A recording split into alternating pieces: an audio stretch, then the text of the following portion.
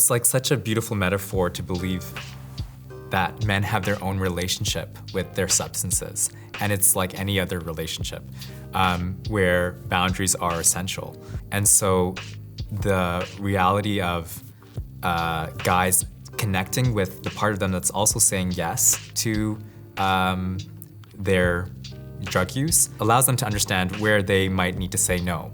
And so to have consciousness and awareness and bringing your own personal perspective on what boundaries make sense for you with regard to your own substance use is a super essential part of that, because a lot of guys don't even know that they deserve boundaries. Yeah, so for people that are sort of newer to it, I think this is where they need to really inform themselves. You know, why am I doing this, and how is it fitting in with my life? And yes, it can be a lot of fun, but I need to balance that with other things in my life. And if you see it slipping, you start missing appointments, or you haven't paid rent this week, or you're not socializing with the same friends in the same way, just pay attention to that.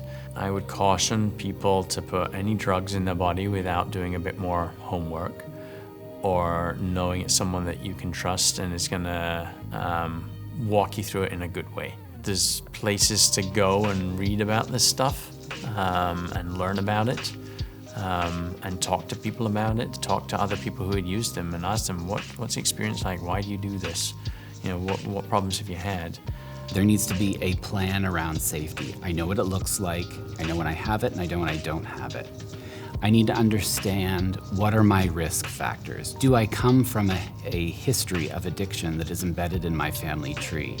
If so, that might warrant some flags, some considerations. Is the environment around me safe and supportive? If it isn't, I need to figure out how to acquire some of that or tap into it, thinking about coping mechanisms or strategies. So what happens? What are you going to do in a moment of disruption, right?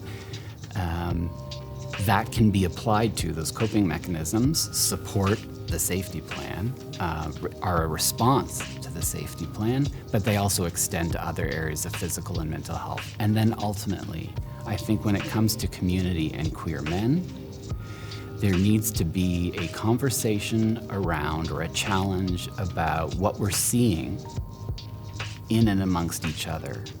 The shame, the blame, the stigma, the judgment, the pushing away of the sort of the trigger response is not helpful. In fact, it's exacerbating or making the issue worse. So the question should be, what do I do, or how can I help the people around me, right?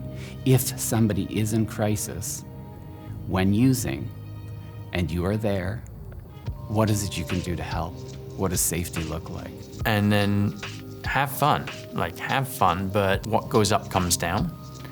And when it's all over, you're probably gonna end up feeling pretty shitty for a couple of days at least. So do it in a way that feels safe for you, and find people that respect you and will be there for you if you can.